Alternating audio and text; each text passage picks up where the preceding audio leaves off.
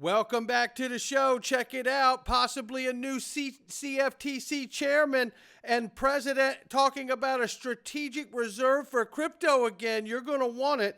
Tether delisted, XRP prices in moonbag. Somebody roll that beautiful intro.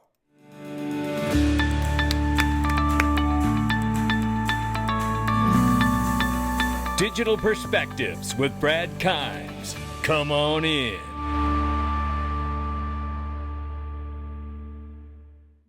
Welcome back to the show. You can follow us on Twitter, YouTube, and digperspectives.com for exclusive content. Right now, $3.8 trillion market cap for cryptocurrency, and the market's off by 1.6%. But look at this. Bitcoin, 100,800 plus, 3,900 plus for Ethereum right now. XRP, $2.45. We're up 1.4 on the 24-hour and 6.5 on the 7-day. But look what has happened. We just flipped Tether again, taking back the number 3 spot. Ladies and gentlemen, I'm waiting for the real USD to be launched. It could be today. Keep your eyes peeled. We got a lot to get into today. Let's get into it.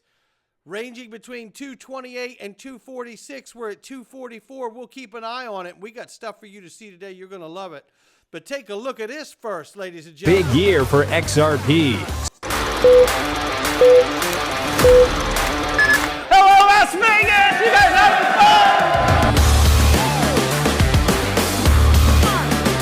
fun? XRP Las Vegas 2025, May 30th and 31st at the MGM Grand. Early bird discount tickets are closing soon. You want to lock in.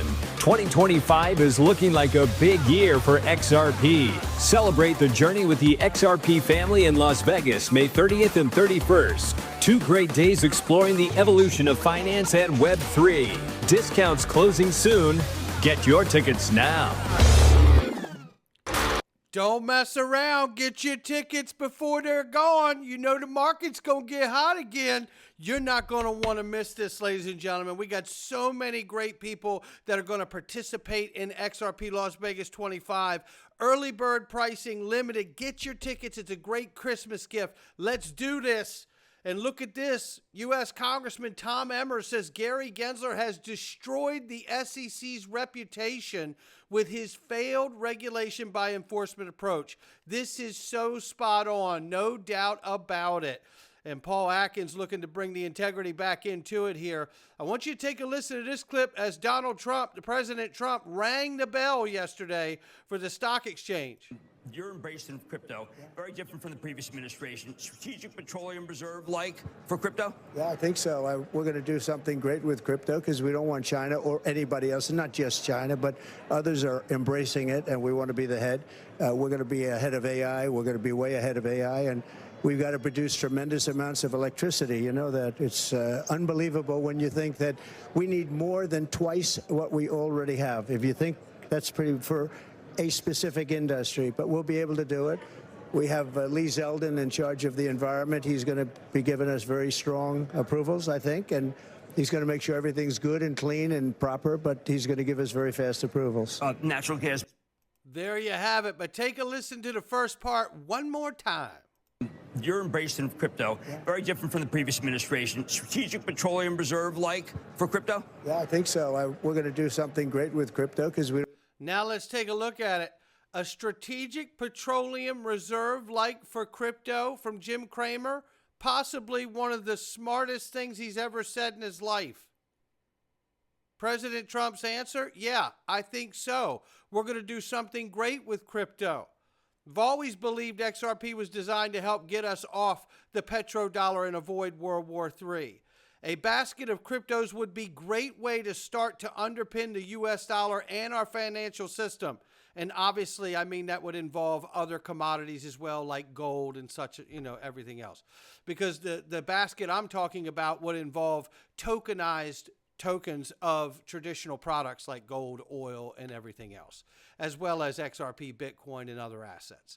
This is the moment we're in.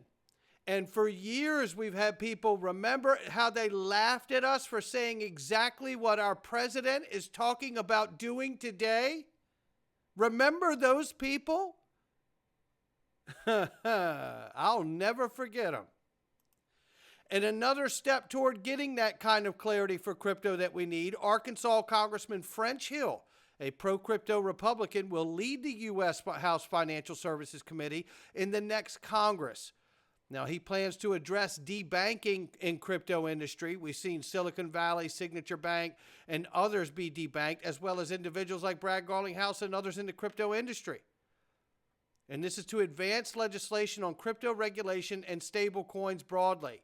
This is what he says here about we need a market structure bill for crypto. He's so right. Where does that priority lie relative to your support, for example, for crypto? Yeah.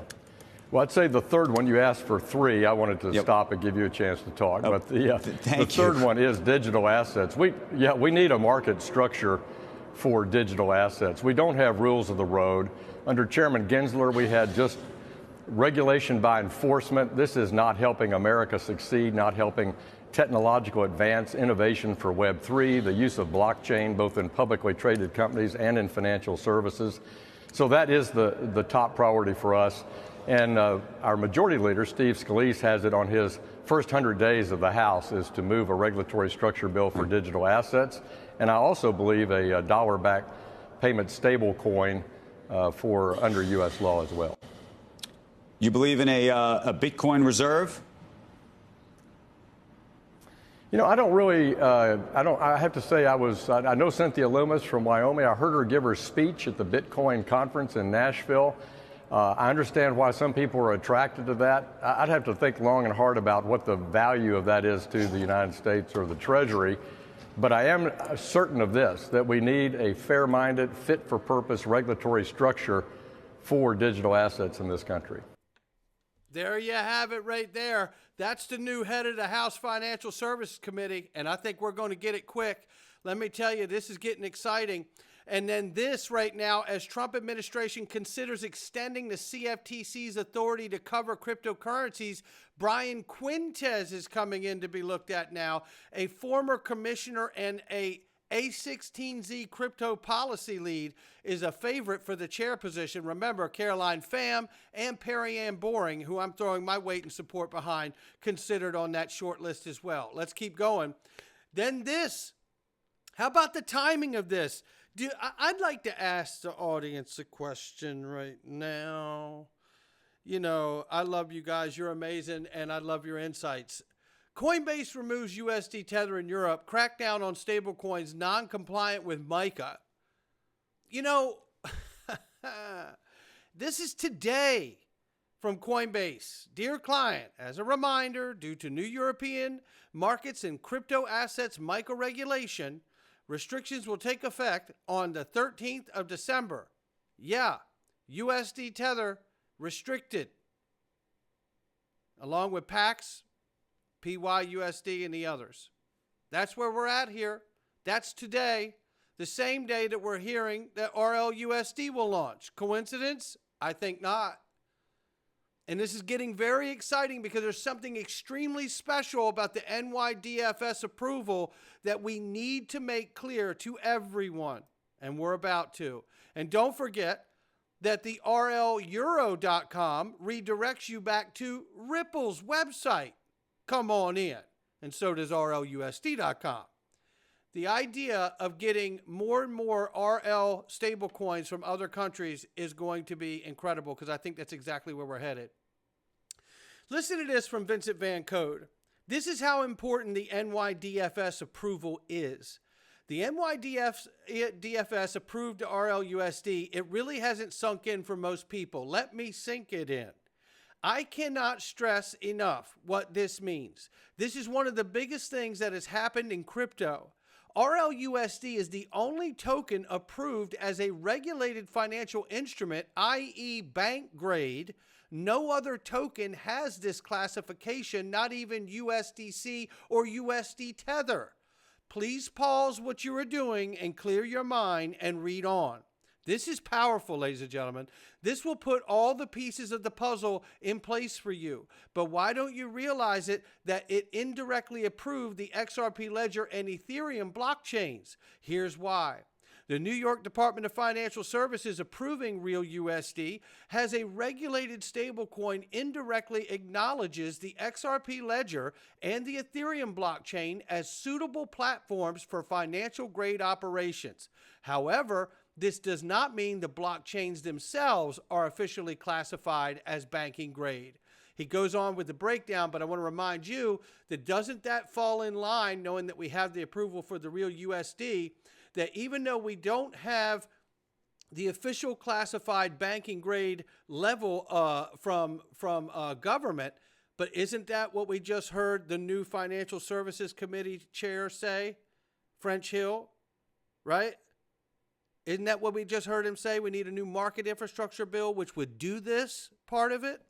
Why the blockchains are implicitly recognized. It says here, regulated assets on the blockchain. RLUSD is tokenized on XRP Ledger and Ethereum, meaning these blockchains meet the technical and security standards required by the NYDFS for financial operations. NYDFS approval implicitly validates these blockchains as suitable for hosting regulated financial instruments. Operational standards, blockchains like XRP Ledger and the Ethereum are decentralized, secure, and auditable, meeting criteria such as transparency, immutability, and resilience. These characteristics align with the stringent requirements for financial transactions in regulated markets. Compliance with the NYDFS overnight. NYDFS approval of the RLUSD ensures that the underlying infrastructure blockchain can support regulated entities, including audits, real-time tracking of reserves. Why they are not officially banking grade, he says?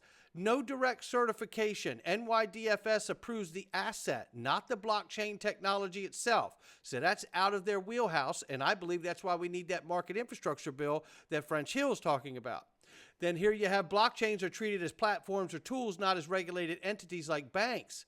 Limited scope of approval. It says here approval applies to RLUSD issuance and management under U.S. banking laws, not the general suitability of the ledger or Ethereum for all banking use cases. Banking grade requires broader acceptance. For blockchain to be classified as banking grade, it would need explicit recognition by banking regulators like the Federal Reserve, BIS, and widespread adoption in core banking functions like lending, deposits, or central clearing, which I think is coming. In conclusion, while the NYDF's approval of the RLUSD implicitly recognizes the technical and operational robustness of the XRP Ledger and Ethereum network for regulated financial activities, it does not formally certify these blockchains as banking grade. However, this sets a strong precedent indicating that blockchains can meet high regulatory standards and be integral to financial grade operations, potentially paving the way for broader institutional and banking adoption in the future. How about that? Now, this person here says, I did not read the approval letter. Did it specifically say RLUSD issued on XRP Ledger and Ethereum? And he says, I believe it did. It's on a doc on Ripple's website, which also lists the Ripple ETH issuing wallets. I'm trying to find it. He says, not sure why you, there's a question down here I wanted to answer. Oh, it's this one. ETH blockchain will fail in banking transactions due to high cost per transaction and because it is too slow. Cannot process enough transactions per second. In the end, it will be RLUSD XRP on the ledger and real Great British Pound to XRP on the ledger, etc., and other tokens as well. The Vincent Van Gogh guy says that's exact point that he's making. I believe ETH ERC20 tokens was used to issue RLUSD so all exchanges can quickly onboard RLUSD. Very few exchanges currently support XRP Ledger tokens other than XRP. That's my guess as to why they minted on ETH as well. The XRP Ledger is a purpose-built blockchain, no doubt about it. And I say, what a great point that is, that they issued it on Ethereum because it's very easy to get ERC20 tokens approved with regulators, which is why Coinbase has been dropping tons and tons of ERC20 tokens on their platform. right? So a very, very good point. And ultimately, when the banking system finds out that Ethereum costs too much to use and the transactions aren't fast enough, it can't scale properly, then we're going to see a mass exodus using the RLUSD to get over to the ledger. That's what I believe. Write it down. 2.6 million real USD minted at the Treasury, and that ain't all, and 13 million in total so far between the XRP ledger and the Ethereum network. And the total cost, 0.00048 XRP to do so. How about that for effectiveness and, I tell you, efficiency? Remarkable. This is a reminder right here. Standard Chartered, Ripple partner, Sodia Custody, come on in. Hong Kong Monetary Authority collaborating on stablecoin sandbox. Everybody's getting a stablecoin, just like Oprah gives away cars. You get a stablecoin. You get a stablecoin. Yeah, we're going to see the RL yen. We're going to see all of that stuff. So watch out. This is what I think we're moving to. We've all seen this over the years and how the system is supposed to operate with XRP helping in the middle. Now you see the RL Japanese yen, the USD, the British pound. You see it all. It's right here. Swiss franc, the euro, it's all right here. Brazilian real, it's all coming, ladies and gentlemen. And imagine that. That's what we're talking about here. And don't forget, Societe Generale is also launching a euro stablecoin on the XRP ledger as well. So now the two largest economies of the world are absolutely connected with the tokenized vehicles to be able to make payments 24/7, 365. It only gets bigger from here. Let's get into this. This is Egg Crypto. Quick 1 hour time frame here. The ranging between scenario A, scenario B here, 227 to 250, which is where we're dancing. Outcome, a breakout to the upside. Scenario B, dip breakdown at 227. Range consolidate between 217 and 227. Formation to retest the lows and build a double bottom, which if it comes down here, you got the double bottom here, right? So we'll keep an eye on what comes of that. But what I want to share now is this. This is a great thread from Egg Crypto. Ultimate targets and my selling strategy. This guy gives so much information to all of us. Please like and subscribe, follow him. This guy is giving information that you just wouldn't believe. This post is designed to be straightforward for newcomers and newbies. For the OGs and those following me since March 21, you're already familiar with my strategy and price targets. 1A.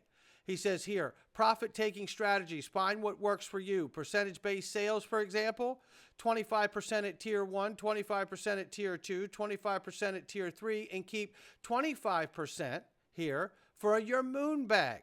And then some people do incremental sales, selling 5% of your holdings every time the price increases by a set amount of 50 cents or more, whatever you decide to set it at.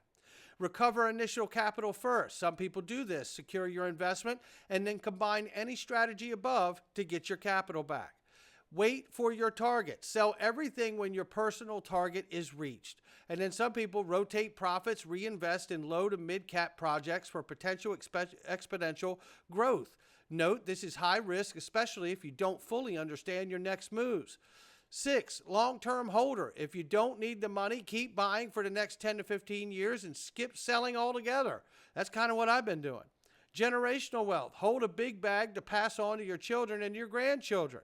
8, got another strategy? Share it with me in the comments. He says here, stay steady and strong. Above all, choose the strategy that suits you.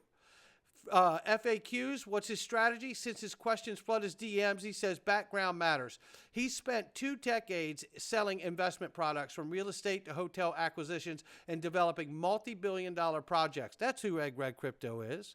I resigned from my role in January 24. I'm a father of 3, so I must balance my strategies with my family and responsibilities. Before my resignation, my approach was all about rotating profits and continually stacking crypto, even at the expense of cashing out. My current strategy, a new twist. Recover my initial capital by following percentage-based selling strategies. At specific price targets, he will unlock 10% of his total holdings. I will continue the 10% unlock approach until XRP reaches $27 to $33 range, after which I'll hold a moon bag. That's where he's at.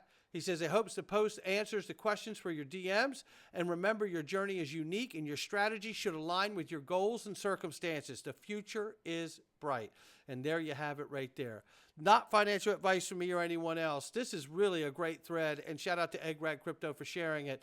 We're going into the Freedom Zone, ladies and gentlemen. We're going to touch on a mixed bag of stuff today. And man, oh man, we're going to talk about our vaccines causing autism. We have a statistic that Robert F. Kennedy Jr. is going to share with you that will Godsmack you, because it did me too. Again, not financial advice from me or anyone else. We're going into the Freedom Zone right now. Go to digitalperspectives.com, click the Freedom Zone, and come on in. All right, welcome back.